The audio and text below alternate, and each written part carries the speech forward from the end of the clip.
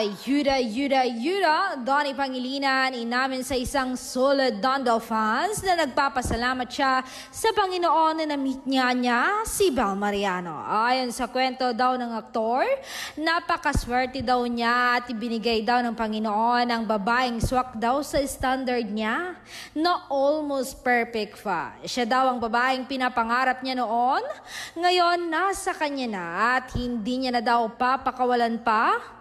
Si Bel na daw ang kanyang makakasama habang buhay.